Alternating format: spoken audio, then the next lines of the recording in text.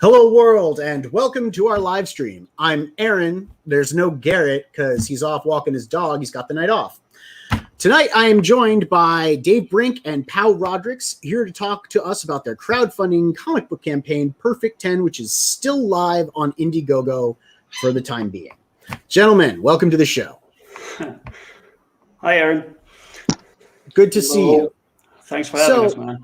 You're very welcome. Before we get into talking about the book, let's get to know you just a little bit better. Where are you from?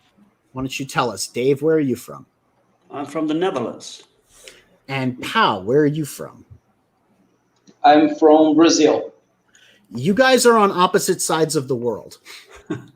Yeah, we're about 5 hours apart. So how did you make this work for working on the comic book? Okay, well, we mostly send each other stuff, so we don't have to be active at the same time. You know, we have overlap, and during that period, we can chat and we can discuss storylines and artwork. But mostly we just communicate through email, and you know, it's not really a big issue. Yeah, Internet it sounds like makes it works. It sounds like you really don't have that much of a problem at all. Pow, has it been, have you had any trouble working with Dave as far as doing art and sticking to deadlines and stuff? Has the time difference affected that in any way? No, Dave is amazing. He's a great guy, and working with him is really, really easy. I had problems with deadlines in my past experiences, especially major publishers. But with Dave and Genuine Comics, it's always a great fun, great time working with these amazing characters. So it's more loose with the deadlines. You know, it's not like a main publisher that you have to finish the book within 4 weeks. So we can adapt. Sometimes we stretch things out over a few weeks, so it's easier for him. It works for me too, so I don't have to. So I can gather funds in the meantime to keep the project going. For artists, it's the magic of indie publishing, because we have much more time to work. Yeah, you have much more leeway with a deadline because you're preparing your campaign for the. Yeah, we're definitely going to talk about the difference between indie work and mainstream work because, Pow, I know you've got pretty extensive experience working in mainstream, which is not something we can say for all of the guests that we have on our show. A good number of them are like first-time artists, writers, or crowdfunders. But I want to know, how did the two of you meet? How did you arrange to work together? We basically met through Facebook, I think. Yeah. Pow posted an advert that he was doing commissions years ago, and so I saved up for a special commission, and he did a few commissions for me during the years. And at some point, I told him we have to do a book together, man. And he was happy to work with me because we had a good communication going on. And so I proposed Perfect 10 story, and basically that was the start. So it went fairly easy, actually.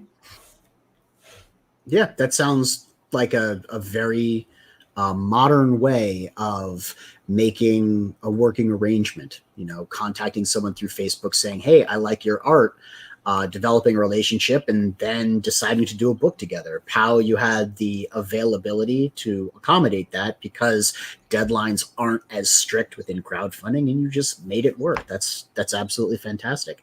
How long have the two of you been working together, or has it just been this book? You wanna tell it, Pow? Yeah, I guess since 2018, I guess. I don't remember exactly. Yeah, we did some Pow did some commissions for me occasionally. So that's like the first 2 years, and we started the first issue of Perfect 10 about 1.5 years ago that we actually started to talk about it and do pre-conception work and the writing. So it's like 18 months that we actually work together on a project. Okay. I guess we should start kind of with the background. What got you into comic books? Do you remember the first book that you read? Yeah. Let me try to explain. I when I was a child, around 6 years old, I already doodled daily, covering and copying the covers of the Disney comic books, and it was only the beginning of my teenage years, teenage era, I don't know, that I began to have an appreciation for superhero comics. When I lived through the magazines of the children of my mother's bosses. My mother worked as a maid. I bought my first superhero comic when I was 12 years old, I guess. X-Men magazine from Jim Lee's era. That is the go-to. I can't tell you how many guests we have had on here, and me personally, our first real recollection of what sucked us into comic books, what captured us and made us love comics, was Jim Lee X-Men, Todd McFarlane's Spider-Man, early 90s comic books, but definitely, like everyone says, Jim Lee X-Men, man. Like, that's it. You get it. What about you, Dave? What was your first book? What sucked you into comics? The first one I can remember is an old crossover book between Superman and Spider-Man. It was published in the Netherlands in Dutch in special format. It was a bit bigger. I loved that comic, man. They fought the Parasite, I believe, and it was my first introduction to these characters. And so when I found out more about them, because I wanted to figure out more about these characters and these universes, it took me a little while to discover that these two characters didn't live in the same world. So these were two different publishers. So and we had this little publisher in the Netherlands that translated Spider-Man, Fantastic Four, Batman, the big titles. And so that really got me into it. And I knew I loved the superhero genre. It's the entire mythology with superpowers and secret identities and cool villains and back in the day you still had stories that were one shot. So you bought one book, one floppy, had one story. Nowadays it's completely Continual different. series. It's not it's not serialized. It's a series. You kind of have to stick with it to get the whole storyline. Yeah. Definitely different formats.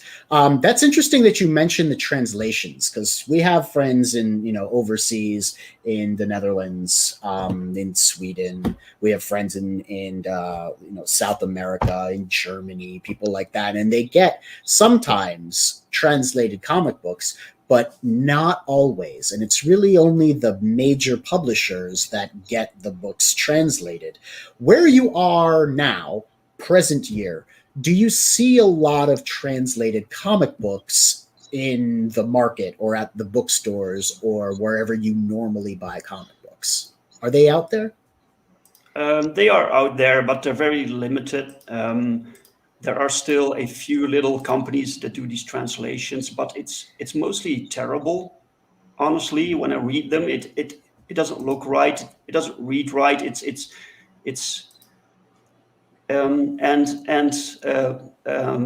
Most comics we just buy the originals, so we just read the English versions. You have much more choice, and you get the comics the way they're supposed to be, without the translator in between fucking up the entire dialogue. So I don't really read translated comics anymore. You look at either the comics in English, right? So you learn to speak English that way. Do you write your comics in English also? Helped a great deal for me to learn English. I always read comics, and when I finally managed to get my hands on these English comics, then that was all that I read. Yeah. So I had to understand these stories, so I had to learn. So it really helped me. Yeah. What about you, Pow? Did you consume comic books in English or translated? I prefer in the original language. So most of the publications here in Brazil came or in English. We received just a few titles from another countries. So I prefer in the original language. So I prefer in English. It seems that there are different heritages of comic books. There's the American superhero stories. There's the European style comics with 2000 AD and heavy metal and the more Euro books. You've got French style comics with Asterix and Obelix, and you've got your Euro books in different languages, but predominantly in the UK it's English, and in the US it's English. And then you have manga in Japanese. So there's a lot of different languages involved in modern comics. The art kind of becomes the universal language for storytelling, which is why working within sequential storytelling is so special. What drew you to work in comic books? Why don't we start with Pow this time, because we don't get to talk quite enough. What that made you decide you wanted to work in comic books rather than do something else? Let me try to explain using my life as the perfect example for it. I'm from a country that is a huge country, but it's still a poor country. So I saw a lot of things that I don't like in my environment. They're around me, and a lot of things that I want to change. And um, when I was a kid, I was always thinking about things, this kind of things, not the same way as I think about it as an adult guy, but I I imagined having powers to change the things that I saw around me, and it made me to develop my own characters, and then discover amazing characters that I thought that could do it. And then I started bringing the comics to my life, and I started uh, I started trying to be part of the comics business, to tell my stories and to share my point of view about the things.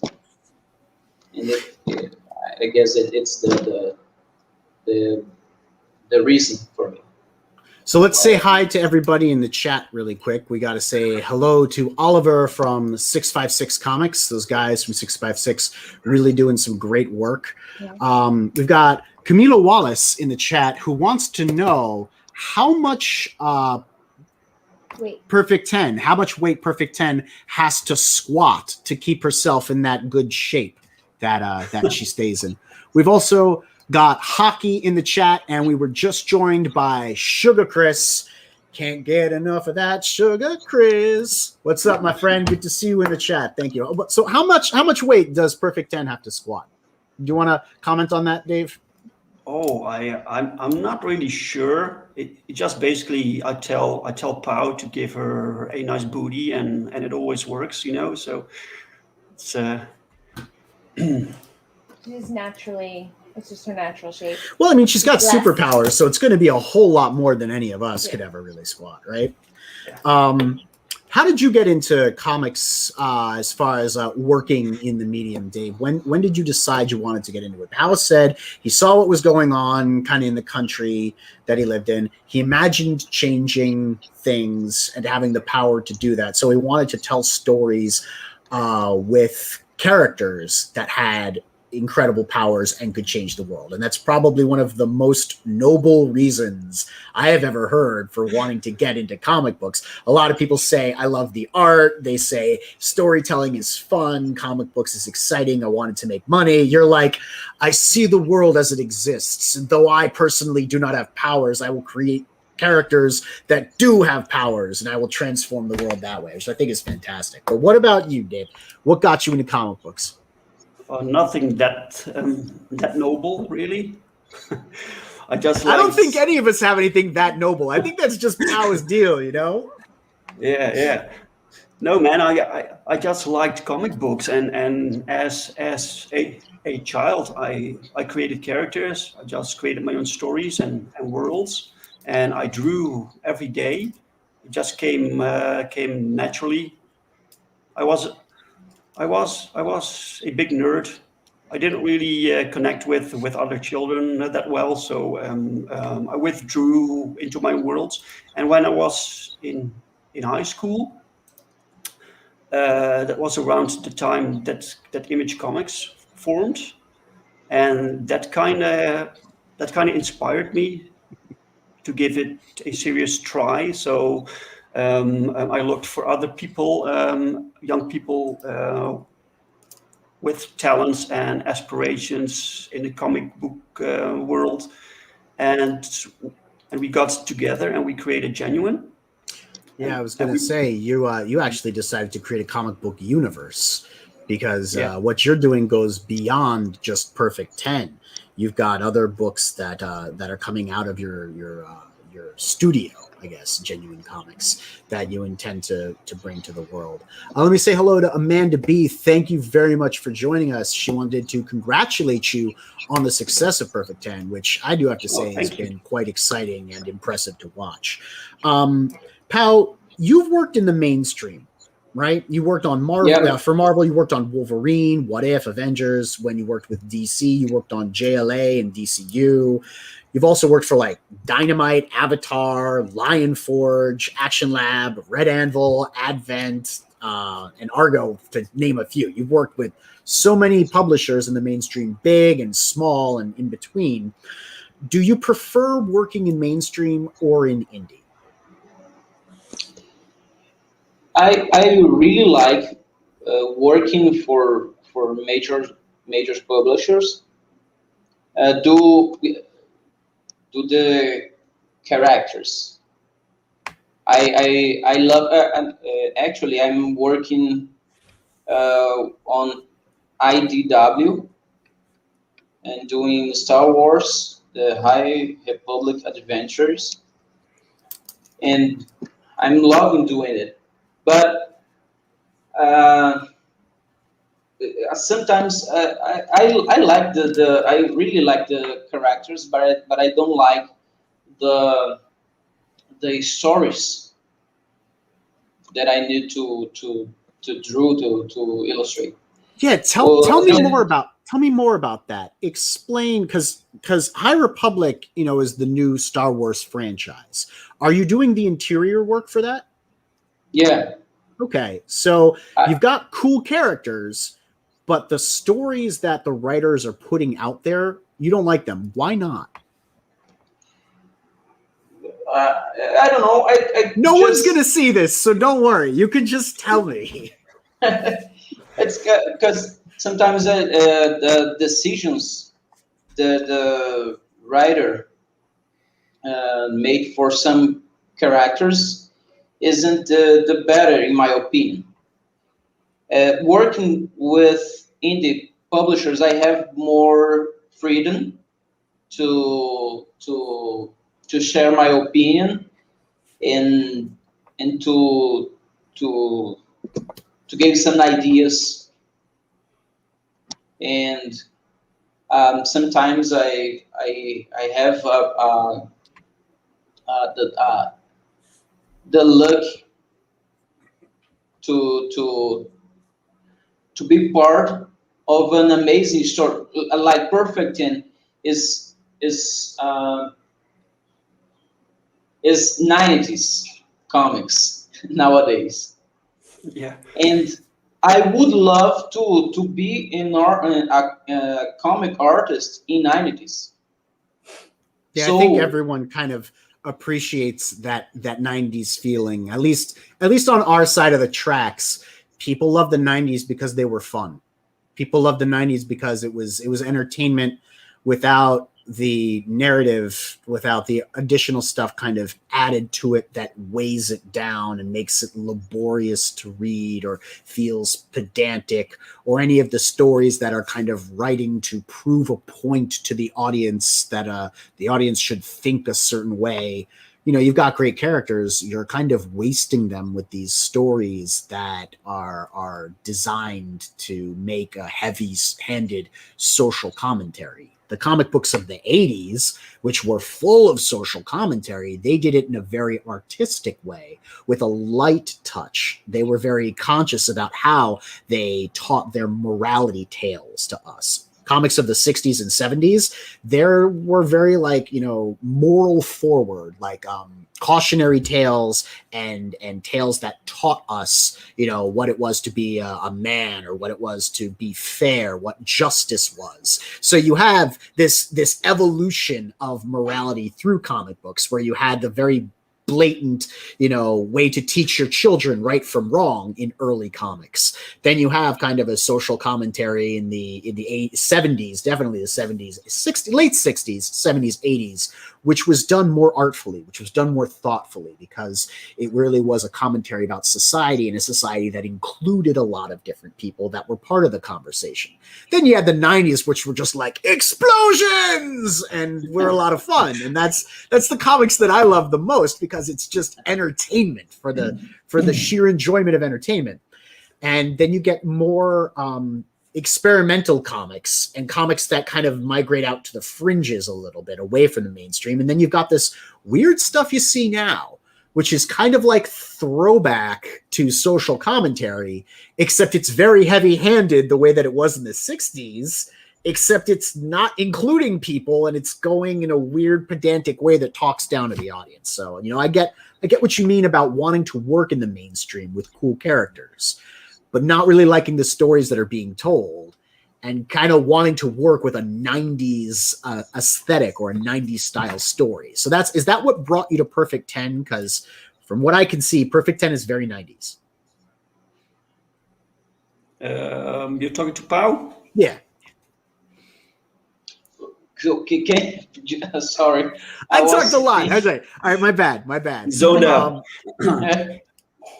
So with really cool characters, like you had in the mainstream, is it more important to be excited working with the story and drawing fun things?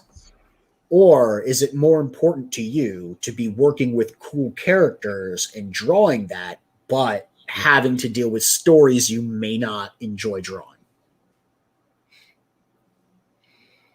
Let me see if I can. Every work I receive, I try to do my best, and I try to do it in a way that I can receive another invites and do another characters. Yep. And so I don't know if I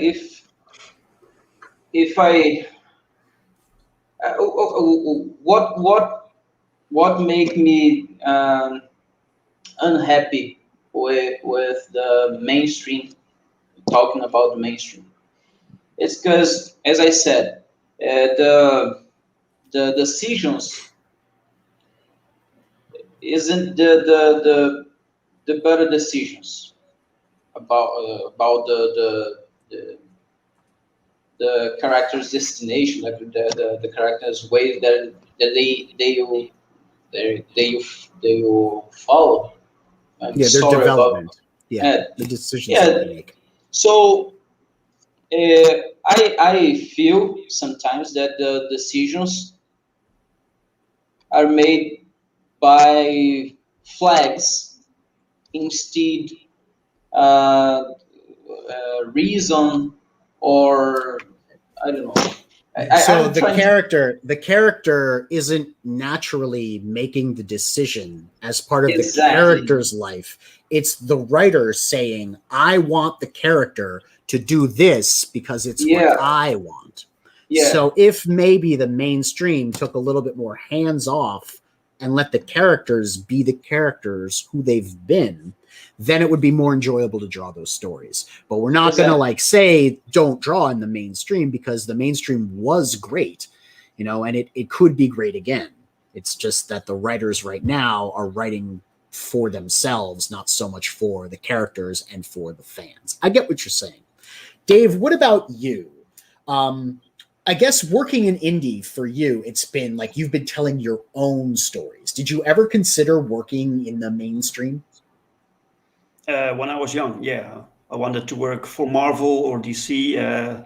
I wanted to draw initially, and then I became interested in writing. So in any way, I wanted to work on the characters I grew up with, that I loved. But we have to admit that those characters are basically gone now. These are not the same characters anymore, and I have my own universe now. It's kind of my own little Marvel universe, so I can do whatever I want, and I can respect the characters, and I can respect the customers, and just give people what the mainstream is lacking nowadays. So it's filling a hole. Like the mainstream isn't going to do that. But because people still want that. They still want these 90s books, but they're not being produced anymore. So that's that's genuine comics. It was started. But that's giving like a complete diet. You know, if the mainstream is failing to give the audience a certain thing, you can give them that thing, and then the audience can have a complete a menu of options. I like that. Yep. Let me say real quick hello to Joe Ball, King Toad up in the chat. We've got Zaid Studios joining us also. And Sugar Chris, you're right. Frequency Girl is not Frog G or Soul Ion or Mo Biggs for that matter. Hawk is in here doing his job. He's got his wrench, but I know he took a shower or something. So I think it was supposed to be he's cleaning because he has off tomorrow. Not he's clean. Oh, okay, I read it as he's clean. Got it. I was like, he took a shower, so he's probably not dropping links as frequently. I don't understand what's going on. Yeah, it took me a minute too. I realized. All right, so Pow, do you prefer doing covers or interiors? Because you do both, and you do both really well. But like, you have a lot of cover credits and a lot of interior credits. Which one do you prefer? Cover is easier. Yeah, for me, and it's bigger, and it's more pronounced. Yeah, just one panel. So yeah, it's much more easy. And a lot more detail in that panel too. You can really show off and be a hot shot with a cover. Yeah, it's the way we can attract the public, the audience for our book. So I love doing covers, but I always feel the needed to tell a story about the characters. Yeah, so, sequentially. Yeah, working sequentially. So it's a lot of fun to do a cover, to be a hot shot, to make one really cool detailed panel and be, wow, look at that. But the true artistry of telling a story in comic books is really doing the hard work and doing the sequentials and maintaining the consistency of those panels, because that can be an issue too, is maintaining the consistency all the way throughout a book. The lengthier the book, the more that you have to gauge the consistency of the art. So it's a lot harder, but probably really rewarding to do an interior book. And these are two different skills. Yeah, I have worked absolutely. With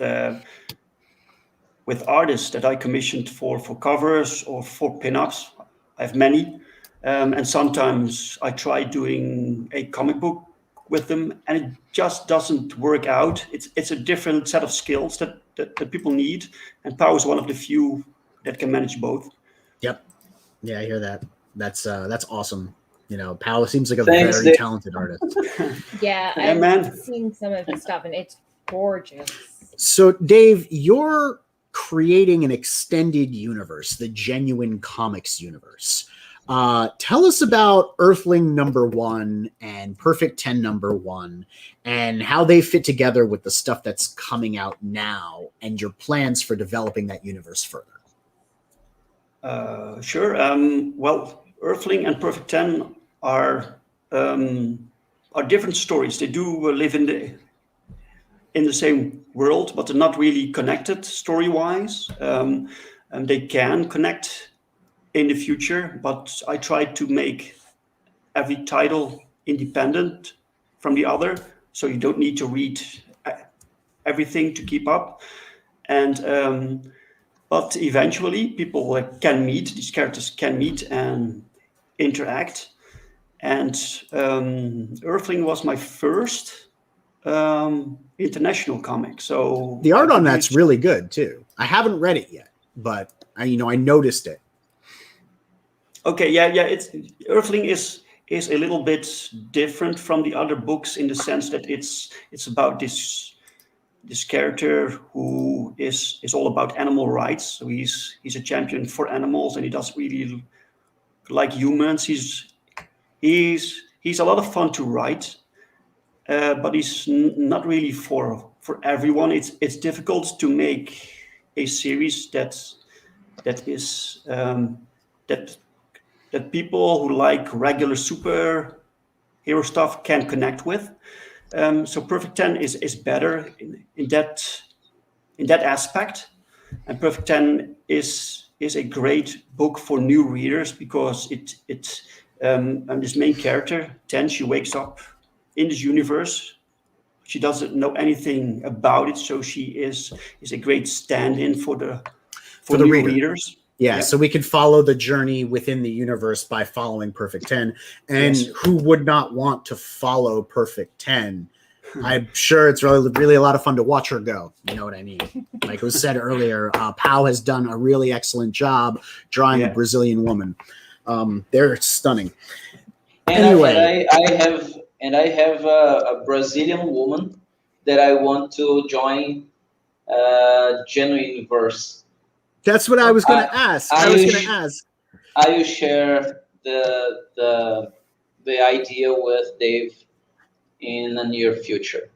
I was going to say, because one of the questions I was going to say is like, what exists inside the Genuine universe? Clearly you have superheroes, but do you have like cyborgs and sci-fi, spaceships, space travel, aliens? Because, I want to know more about it. And then one of my questions was going to be, Pow, what would you like to draw in there? So you have your own Brazilian character you've already come up with, eh?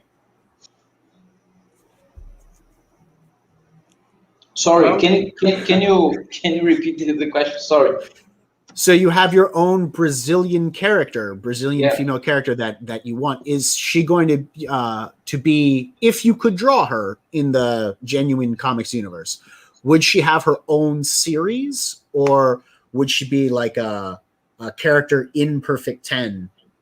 Or in another I would love if her could be her own series, but of course, I will let Dave decide what is the best using for the character. At the very least, you could write her as a backup and introduce her. You could do a backup in one of the books. Yeah, because the character lives in Brazil, but 1,000 years in future. Oh, wow. Is she going to time travel back? Or is the story going to be about the future? Yeah, I don't know yet. Isn't the main idea to have her traveling into the time? But if is needed to help the Genuine Verse son, I don't know, a great event in Genuine Verse, if he is necessary, the greatest Genuine Verse event. Well, stop me if I'm overstepping my bounds here, but one of the things that I like to do as a writer myself is spitball ideas and play with stories and kind of make things happen. You guys familiar with Valiant Comics?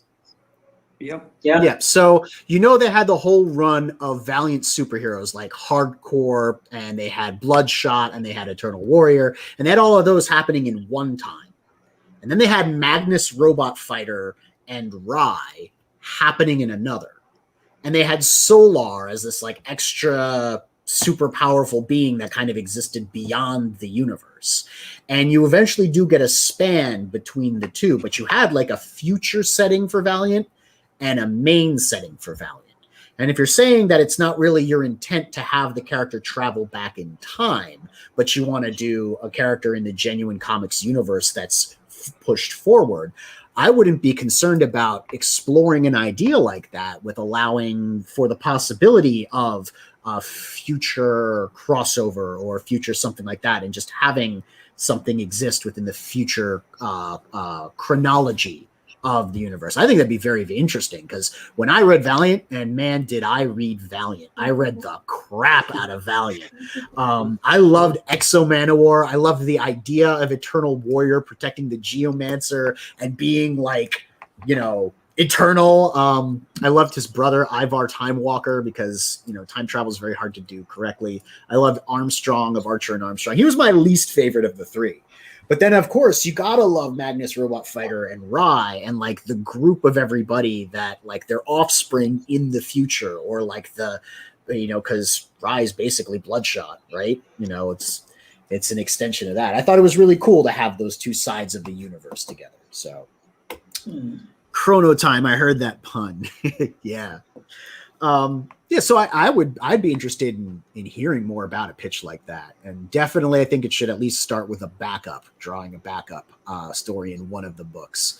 So yeah, let's go back to that earlier question. What exists in your universe as it is? We have superheroes. What else? What else, Dave? We have cyborgs, for instance. Awesome. We have synthoids, and synthoids are artificial humans. Like androids. Yeah, like androids. And, but are they mechanical or are they biological? No, they are. They have tissue that's similar to human tissue. Yeah, so they're synthetic, completely synthetic people that are made of tissue. They're not robots like androids. Cool. No. All right. And actually, 10 is one of those. So she is a synthoid. And we have aliens, and we have some kind of godlike creatures, but they're more connected to an extraterrestrial source. We don't do much time travel. We do have one character who has powers based on altering time, but you have to limit that. Oh yeah, you absolutely have to limit that. Otherwise, things go crazy. It's like manipulating. It's like manipulating reality bending, or manipulating like chaos magic or probability. Things like that can really throw off the continuity of a comic book universe. But when done correctly, they also allow for a lot of crazy, awesome possibilities. Like if that character's powers ever went crazy because they were inhabited by one of the godlike beings in a moment of crisis, and you see the portal into the future, suddenly we've got his character. You know what I mean? Like the fun about doing a shared universe is just that you can figure out however you want to make something happen. You can probably give yourself a way to have that become possible. Here's a big important question. Do you have giant robots and mecha? I don't think so. Not yet, anyway. You're killing me. What kind of comic book universe is this? I'm sorry, man. I'm sorry. It's okay. It's all right. There's room to grow. Have you seen Pow draw giant robots? Oh yeah, definitely. Yeah. I'm a huge nut. Giant robot mecha nut. I loved Pacific Rim. I even loved Real Steel. I have a thing for technology. And when I was checking out Pow's work, I was like, are you kidding me? This guy's giant robots are off the chain. They're great. So Dave, you're underutilizing him. Yeah, maybe his Brazilian heroine can use be a mecha pilot. That'd be mecha pilot, yeah. Hey, Amanda B, thank you so much for backing. Backer number 250. Oh, wow, thank you. Milestone backer. That's a great That is a big number right there. That's Thanks awesome. a lot, Amanda. So we got aliens, we got godlike beings, we have synthoids who have like extra like powerful powers. We've got murderous, superpowered beings that are chasing, Perfect 10. Yes. What is this book, Perfect 10 number 2, about? Well, it's basically the extension of the first issue, which it takes place at the same day, almost directly after issue 1 ends, and it slows down a little bit. 10 has to come to terms with the fact that she is not human and she's created, and why she's created, and she makes a decision that she doesn't want to do other people's dirty work anymore. She was basically created to kill others. She does not want to do that anymore, but her past won't leave her alone. So all these supervillains are still after her, and that will be tough for her to resolve. It won't end. They won't end until she is dead, and that's the premise of this one. So will she sacrifice her own life? You know, so it's interesting to explore. Yeah, that sounds great. Because the plot so far is that she woke up in like an installation with very like no memories of her past, and suddenly she's being hunted by these superpowered killers who are like out for revenge, and she has no idea why because she has no memories.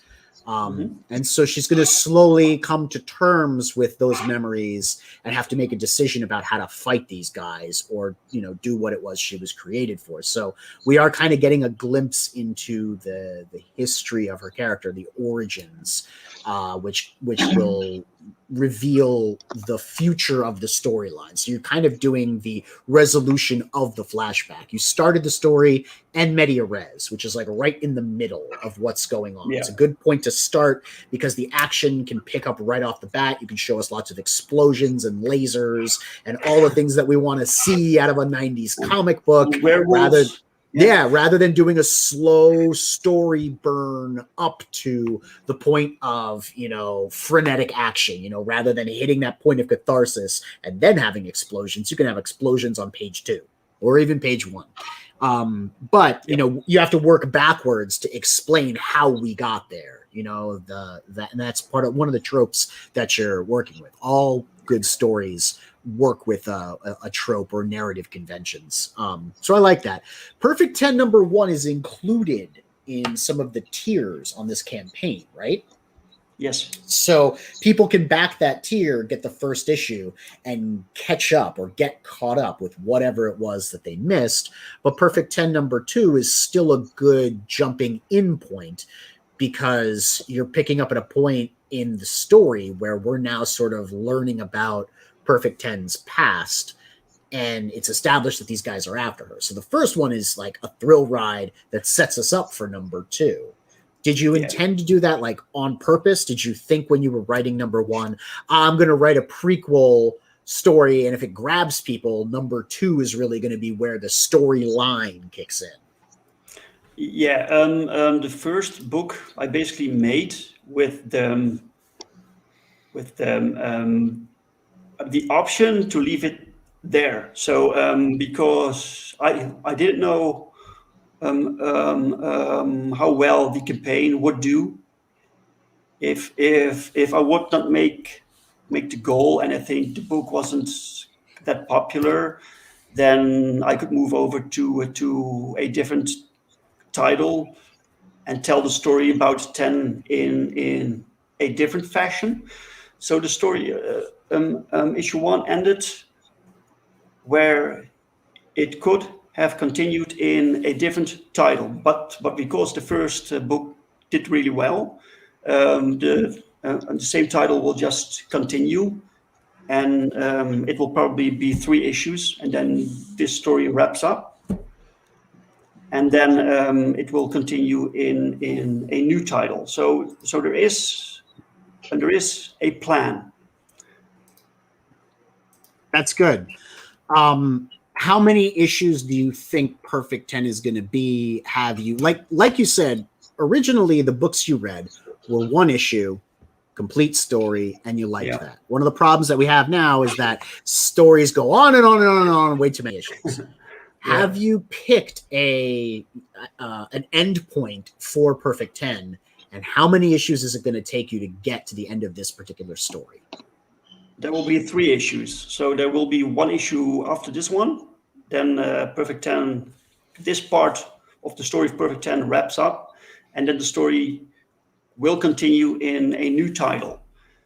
So it's not necessarily, you don't have to read Perfect 10 for the second title, but it's a nice precursor. So, is that the book that you included in this campaign? The second book? What's the book that you included in this campaign as well? What's it called? It's called Power Trip. It's Power Trip, right? Yeah, it's on anthology book. It has shorter stories because we have so many characters and concepts, and we cannot make them all their own title. Yeah, right. It's not Amanda possible. actually has a question about that book. So Amanda has a question about the American Bliss book in the anthology. My daughter liked the look of American Bliss. Is there a suggested age rating? Is it a mature audience's book? Is it PG-13? Is it all wholesome family fun? What would you say? I think the power trip, the entire book is suitable for children. Yeah, because there's no nudity. There's no murder. no, just painted on costumes, but no nudity. No. Okay. So barely there costumes. Yeah. What about Perfect 10? And what about Perfect 10? Is Perfect 10 has more violence? Yeah, a little bit. There were a few preview pages, and some people told me they had some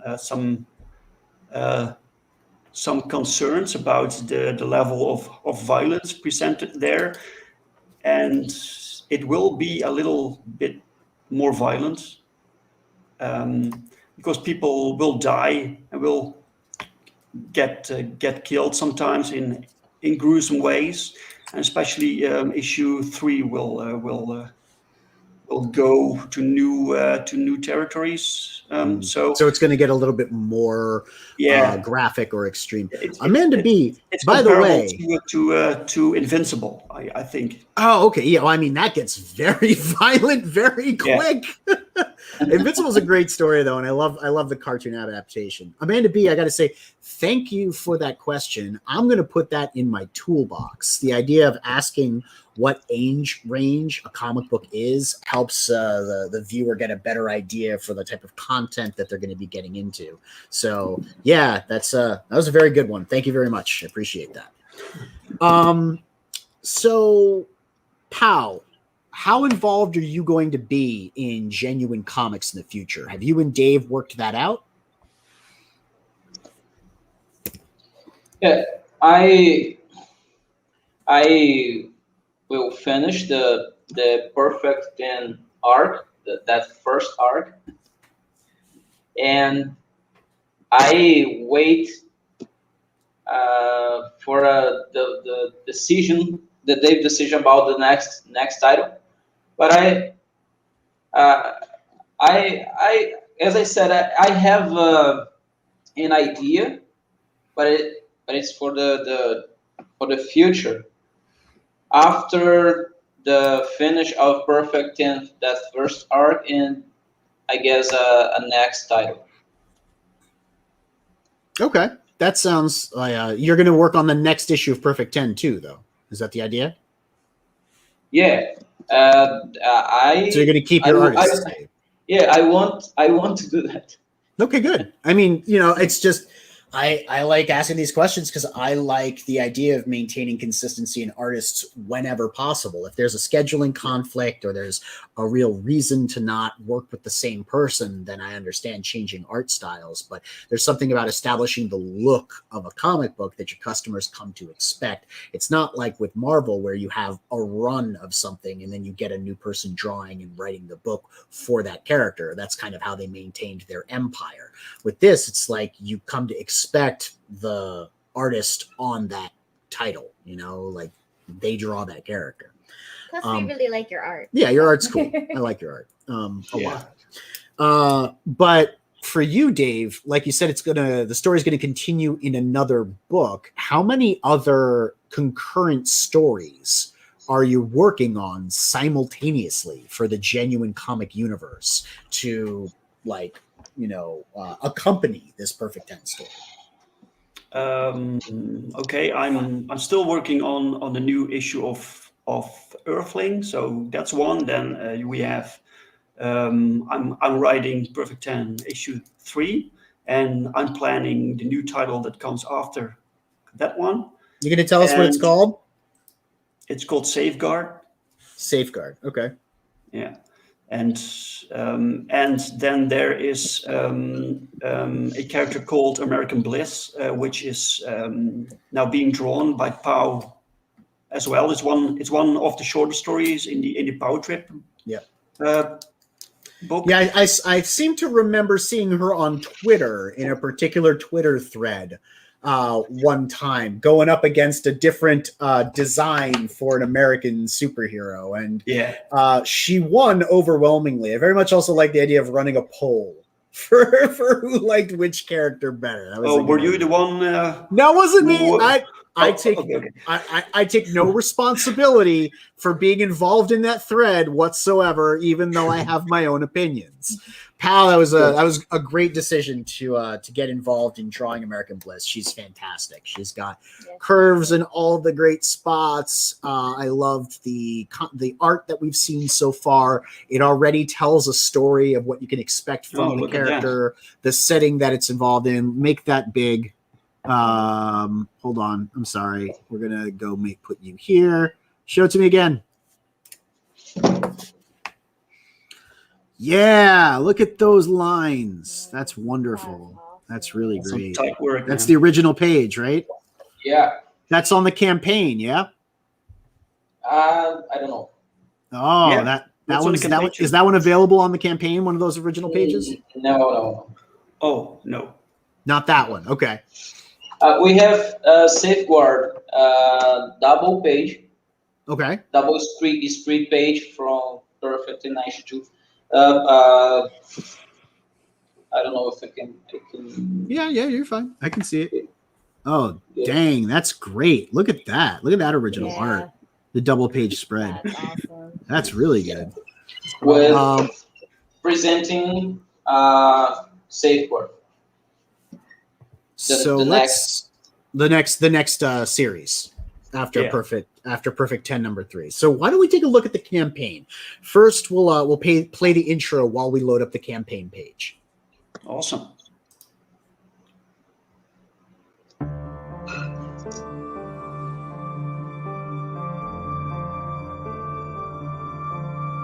The Perfection Program. That's what they call it. It gave me life, but it also caused death. I never asked for any of this. Running from superpowered murderers who want revenge? Revenge for something I did? Something I can't remember. But I won't run. I refuse. I don't want to be controlled anymore. This world needs more heroes than villains. That's more important than anything, isn't it?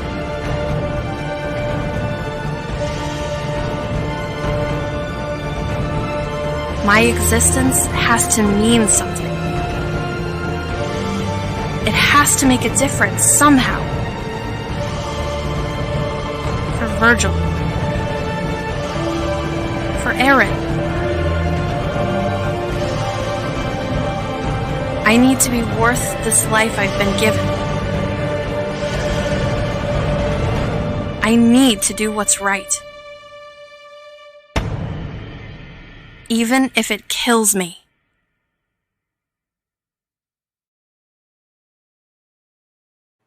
All right, I got chills from that trailer, man.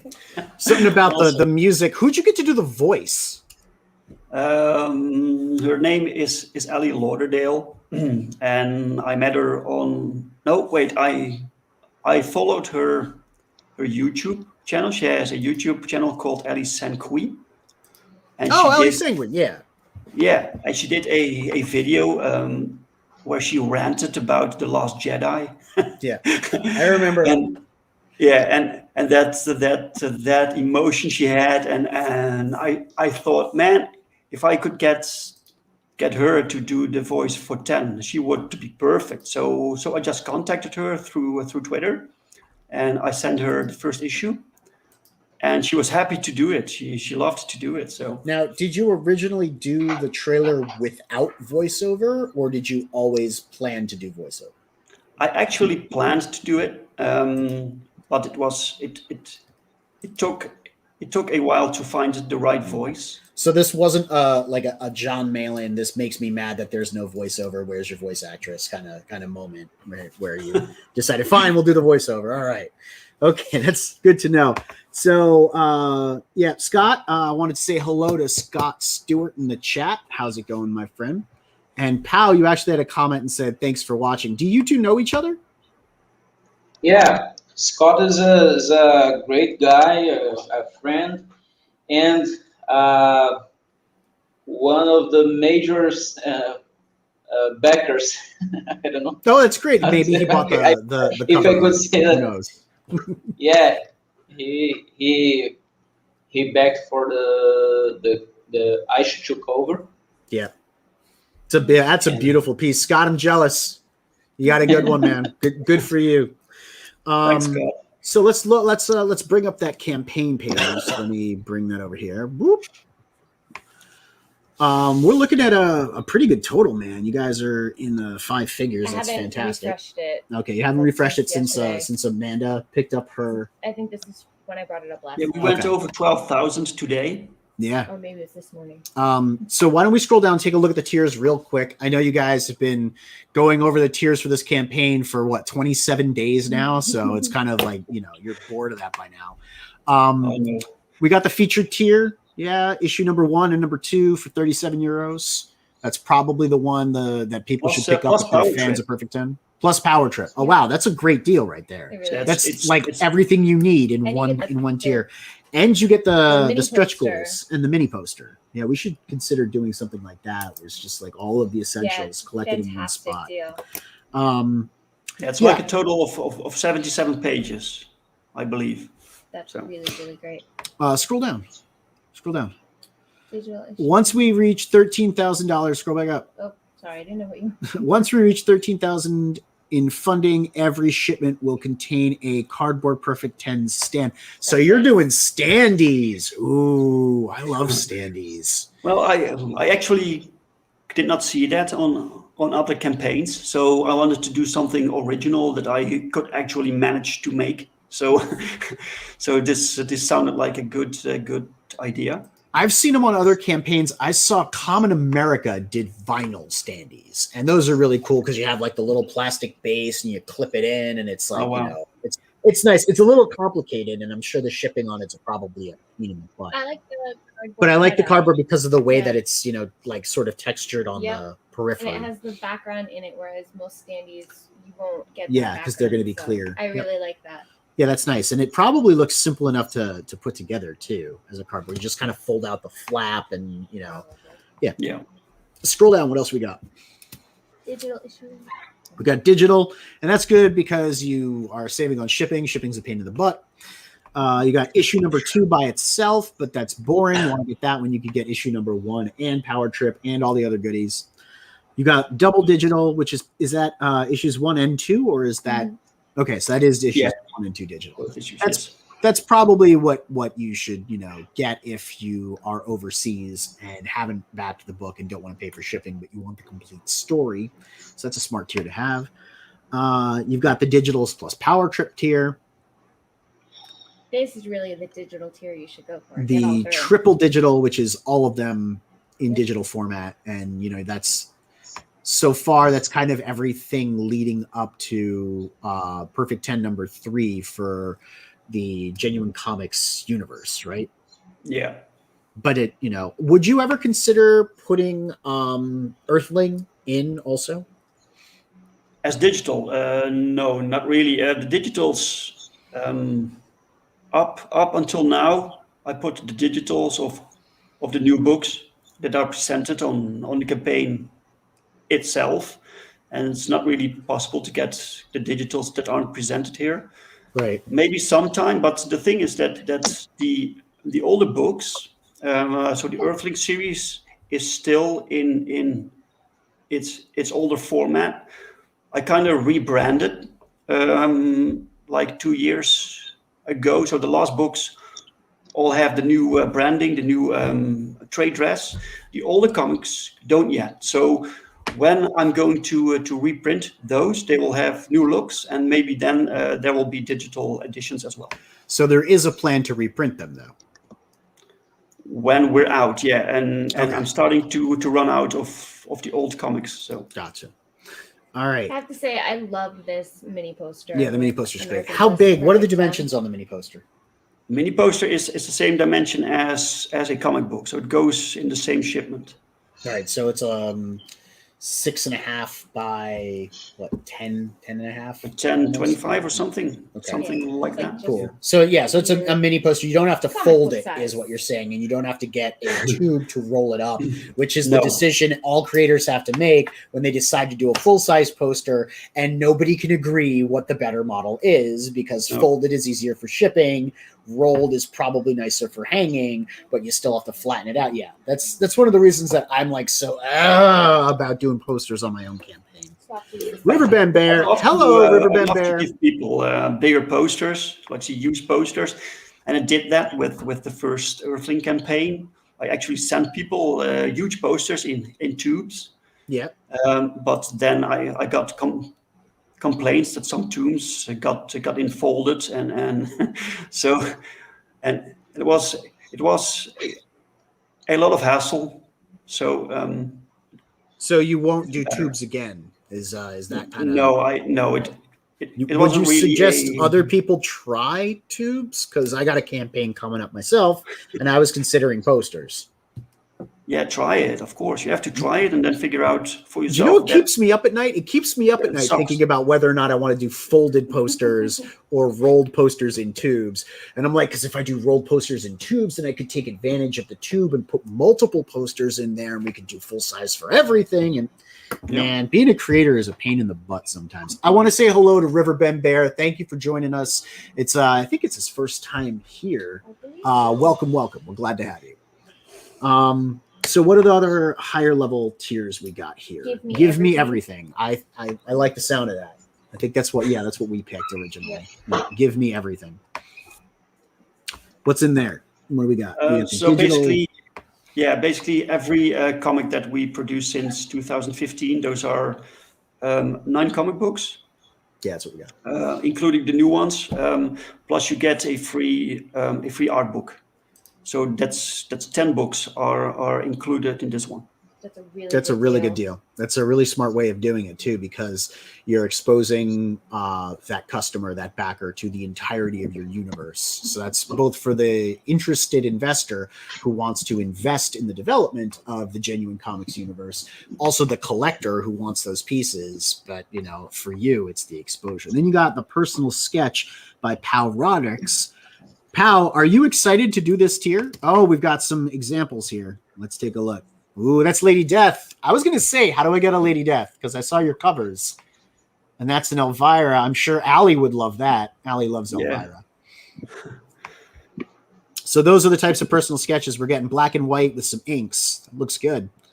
Are you excited to do more of those? I want to do more of those sketches. Are there any characters you don't want to draw? You're just sick of drawing, maybe. Sorry, I didn't heard. Are there any characters you don't want to draw, or maybe are sick of drawing? It's like, oh my god, I don't want to draw Wolverine again. The backer will decide what I illustrate. So no limits for Pow. Oh wow, okay. Yeah, even and I can draw a giant robot as well. Yeah, we saw some of your giant robots. I think it was on Art Station. Yeah, it was on Art Station, and we saw the DeviantArt too. Good. Yeah, it makes me. So I have a thing where I see great artists put out their work, and I get angry. Because it's like, oh, it's so good, and I want it. I want to either own it or I want some of it, for myself. So when I see art and I get that initial knee jerk, and it makes me mad. I know that they're a good artist. And I saw your stuff. I was like, yeah, he pisses me off. So it's good. That's good. Yeah, Oliver, he's got some crazy good stuff. We got Elliot Rodriguez up in the chat. Hello, good sir. Thank you for joining us. He says, this comic looks great. Congrats on the great work. It does indeed look great, and they are killing it on that campaign. We're very happy for them. So what about the extras? We saw the standee that we might get when we get to 13K. There is another tier that we missed. Though. Oh, there's another tier. That's the original art piece that Pow showed us earlier. Yep. Yeah, Everything the else big is sold out. 2-pager. Yeah, and everything else has already been gobbled up by people who saw that amazing deal. One of them is Scott. And of course, one of them, Scott Stewart, smart guy. Thanks, God. These are these pin. Scroll back up. What are these that I'm looking at right now?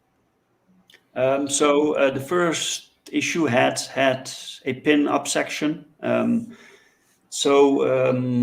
wanted to, because sometimes people just send me artwork, and sometimes I commission it, and through time I collect a bunch that I can use for promotion, but I can also collect them and put them in the book. So these you will get. Some of them will be moved over to the new art book because we have more sequential pages in issue 2. So the pinup section is a bit smaller, but everyone gets this artwork because some pinups will move over to the art book, the free art book. So Agent Club, hello, sir, or Agent Cub wants to know if Pow can draw Bat Bear or Rhino Boom. I have no idea what they're talking about. Pow, explain to me what's going on here. I did a cover. I did a cover for Rhino Boom. As a indie comic book as well. I did not know. So now I'm gonna have to go look that up. Yeah, what is this? I can do a new Rhino Boom illustration. Well, that's fantastic. Rhino Boom. Elliot Rodriguez had a great question. Pow, how long does it take you to finish a page? I mean, I guess it depends on the page, but in general, on average. In general, a day or 1.5 days. Yes. That is fast. That is very fast. Now that's lines or lines and inks. Lines and inks. Wow. Man, that is fast. Yeah. The problem is the scaling with the another things from my life, my personal life.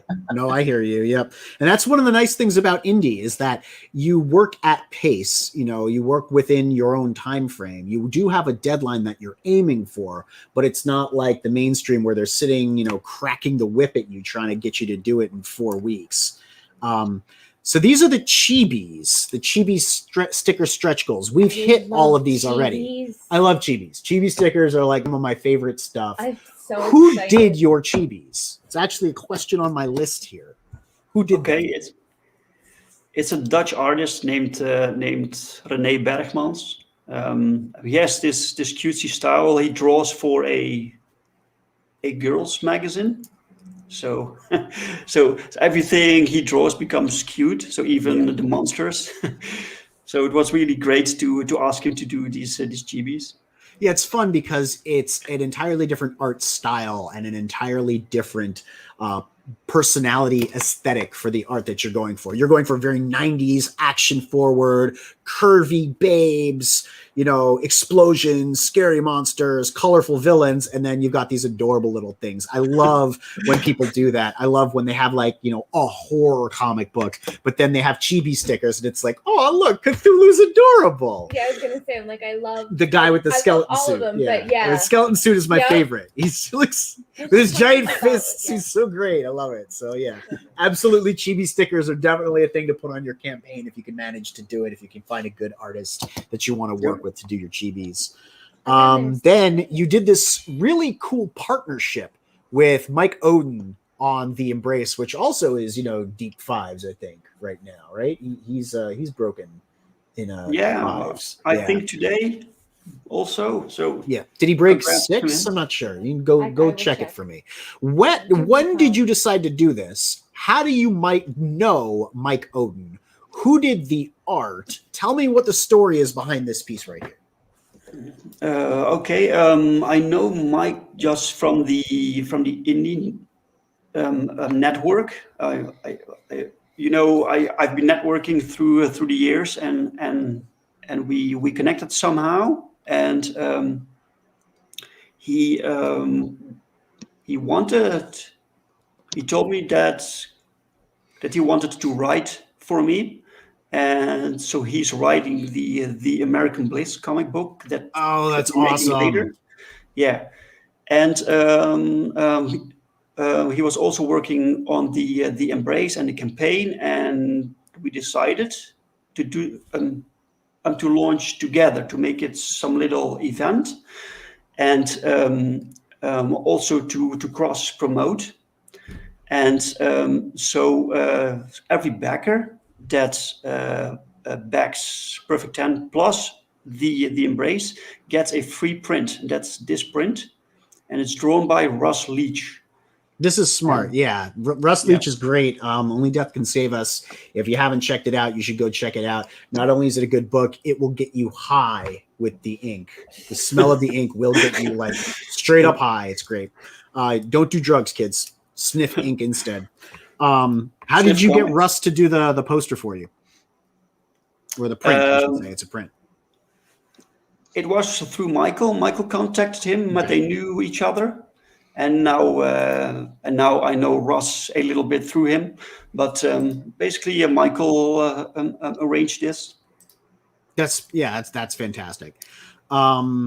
So yeah, Mike Oden has 3 days left on his campaign, just like you. He has broken 6 figures.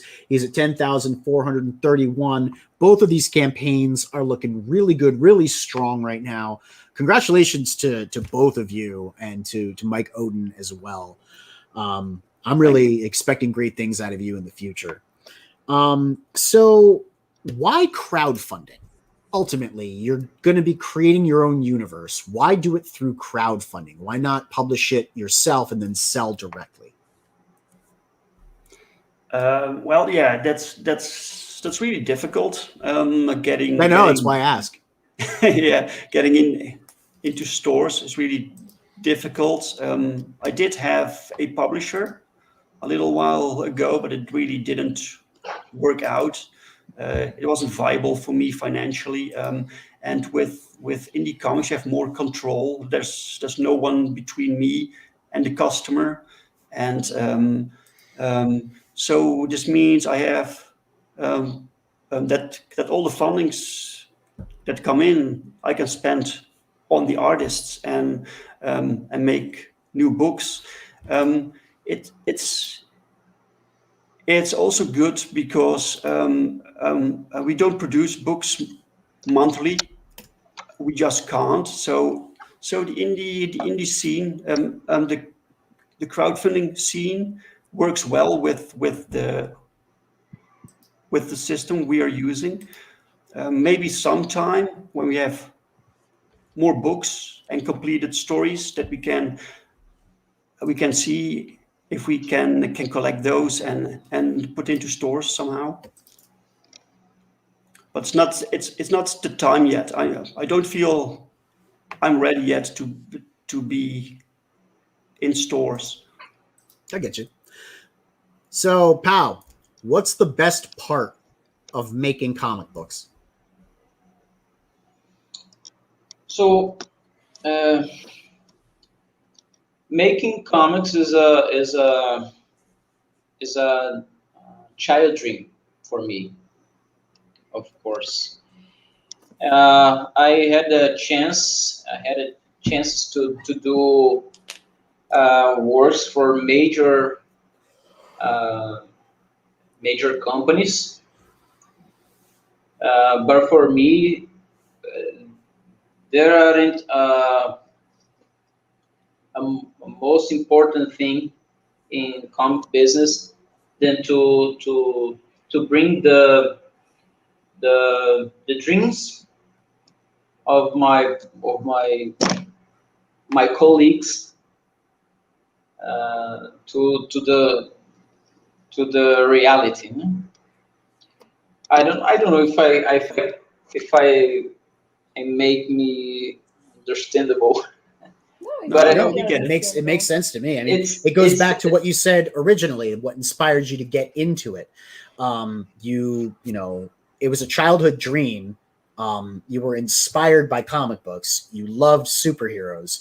You loved the way that they could change the world around them. You saw the world around you, wanted to be able to change it too. So you decided to draw superheroes changing the world. It makes perfect sense. Like, no, Yeah. definitely. Sometimes I receive that kind of question. What is the most important work that you did?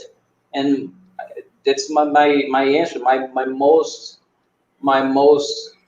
prominent works are those I did for Marvel and DC, of course. But for me, the most important are the ones I'm doing nowadays, because they bring the sustain for my family, of course, and they are the fulfillment of the dreams of those who hires me.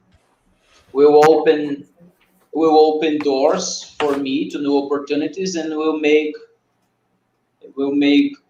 comic book fans turn their attention to great adventures that are being told in smaller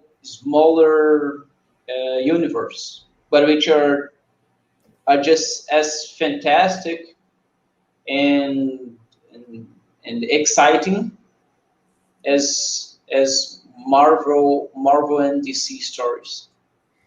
So my Twitter bro, Elliot Rodriguez, wants to know, who are your artistic influences? Like, are there any other artists that influence and inspire you? Okay, my main artist that influences will always be Roger Cruz and Joe Madureira. Always. But during all those years of studying and keeping studying, I absorbed a lot of other big names like Travis Charest. I guess I don't know how to pronounce his name. Travis Charest and Ivan Hayes, Olivier Coipel, Nick Bradshaw. I really like his artwork. Sean Gordon Murphy, it's another amazing artist. But the main influences are Roger Cruz and Joe Madureira. Cool. Thank you so much for letting us know. Elliot Rodriguez says, yeah, I see Joe Mad influence on his work. Yep. Great stuff. Yes. Great stuff indeed. All right. So finishing up here, what are some of the difficulties and challenges that you have faced making crowdfunded comic books, Dave? Difficulties and challenges. Yeah. Yeah. Well, the crowdfunding aspect, that's I just like to tell stories, to make comic books, but the entire crowdfunding business, I had to learn. I knew nothing about it really, and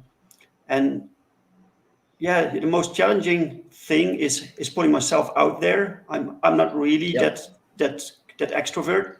I don't really enjoy it, but it needs to be done. So I'm kind of forcing myself through it and going on live streams and being on social media and I like communicating with customers. That's fun. But there's so much to learn still. It's yeah. All right. I mean, you're sort of still figuring out how to like interact with the marketing element of it. I mean, that's for all creators. That's kind of difficult when you just want to be creating work, writing, or you just want to be doing, art and making your creations, to then have to pivot and market that stuff can be very challenging. I mean, some people are natural at it, like the Zaid Bros. They're naturals at marketing. Kami Mark. Some of the people in crowdfunding really just know how to sell their book to an audience. Well, I have to say, they're, Dave and Pow are pretty good naturals too, because they're over $12,000. I think that that definitely speaks to their ability to create something. I would say. Yeah, that's all Pow, man. That's Pow's talent. That's I was going to say, like, that's the art. There's something on the art, on the great characters, on the story. I'm sure if Dave was on and Dave and Pow were on more like daytime shows or like Comic Burrito or any of the other like crossover channels, they would have gotten even more exposure. That would have given them bigger numbers. But it's not really about the numbers at the end of the day. At the end of the day, it's about making a book that you love, telling the stories you want to tell, making great art, and putting it out there for people to buy. And if they're interested enough to go out of their way to show, hey man, this comic book is just dope, then the word of mouth spreads that naturally rather than having to like go and force it. For first-time creators like myself, it is a big concern whether or not we have the audience, whether or not we have the market to put our product out there and get it received and get the type of attention we want so that the next issue can be bigger and grow and build upon the success that we've had in the past. But this is your third book, right? You put out The Earthling, you put out Perfect 10 #1, you put out this one. Did you put out anything else in between? We had Dream Girl Sleeper Agent and we have Ajax Awakening. Those were Kickstarters. So it's my first Kickstarter was in 2015. So there has been a gradual progress. So it's not, some people think they make a comic book and they go crowdfund and they hit the big bucks. No, it doesn't work like that. It's a marathon. You have to really build your network and your audience. And so I've begun to get more active on my own YouTube channel. So these are things you just have to put time in. Yep, that's a very good point. So are you planning to run Perfect 10 on Kickstarter? No. Why the move from Kickstarter to Indiegogo? Two reasons. The first reason was that I moved away from my publisher and I wanted a fresh start. So I rebranded. So I had the entire layout of my book different and for a fresh start, I wanted a fresh platform, but also the policies of Kickstarter were kind of weird. And I think that Indiegogo is better for creators who actually want creative freedom. So that was a huge selling point for me to move over. It's a very good point. I've had some issues with the interface personally with Kickstarter. My issues are really like basically just basic. It's trying to use the website and launch my campaign there, do my pre-launch, figure out how to fund like that. That's really been the obstacle for me using Kickstarter. But everyone keeps telling me there are sort of constraints. There are going to be exposure issues. If your campaign deals with certain themes or has certain content, it might not be as widely advertised on their platform. Whereas Indiegogo is just based on whether or not you're hot. So there's a big difference between the two platforms. That's why I'm always interested to know why successful creators pick one over the other, or if they treat them equally. There always seems to be a weight. No matter who it is, if they prefer Kickstarter over Indiegogo or vice versa, there always seems to be, I prefer this one, I'll run it on this. Because, why not? Why say no to money? Some people but I prefer this one. Yeah. All right. So do you have any advice for fledgling creators trying to get into comic books or crowdfunding? Pow, what are your words of wisdom for young people trying to get into drawing comics? Okay. If we have a time, I would like to share my professional my professional experience. Yeah. Working with the majors. I was invited to my first projects with Marvel and DC mid 2009, and due to my immaturity, I guess I don't know how to pronounce. I think it's immaturity. I ended up wasting more great opportunities in these companies. Marvel let me choose between a Wolverine story and an Iron Man story as my first job for them. And I chose Wolverine because I love the character. But it took me 2 months to finish just 11 pages. Even so, they gave me another special edition, What If Secret Invasion edition. And I went over 3 weeks beyond the deadline. And at DC, it wasn't different. They gave me short stories, backup stories, in the title Justice League of America for 4 consecutive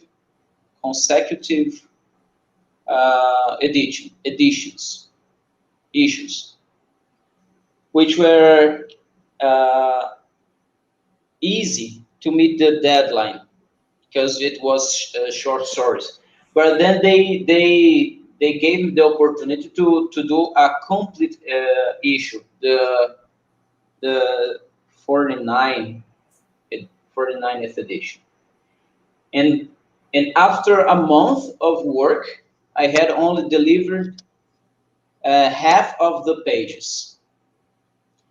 So they called Robson Rocha, who is now a rising star in DC Comics, to help me and to minimize the damage. I had already been informed in these days. I had already been informed that I would take the next arc of 4 editions of the title Justice League of America, an arc called Omega, which came right after the issue 49. But due to this absurd delays and this huge delays, they thought would be better to split the first edition of the arc with Mark Bagley, who makes two issues in a month and never delays. Yeah, it's really fast. Yeah, but I was still working on issue 49 when I received that invite, and the delay with the 49 has become even greater. I was still making the same mistakes. Then they lost their patience and decided to cut me off. No new chances. They never called me for anything again. 2 years later, 2 years after that, I received a new opportunity with Marvel, doing a digital edition of the Avengers. But even having met the deadlines with no problem, I haven't a new opportunity there since that last opportunity. So the lesson I can pass on with this experience is be professional and don't play with the deadlines. Because if you realize that it's more if you realize that is you received more work than you can do, you can see it in the first page. Ask for help. So tell the truth and show that you need some help.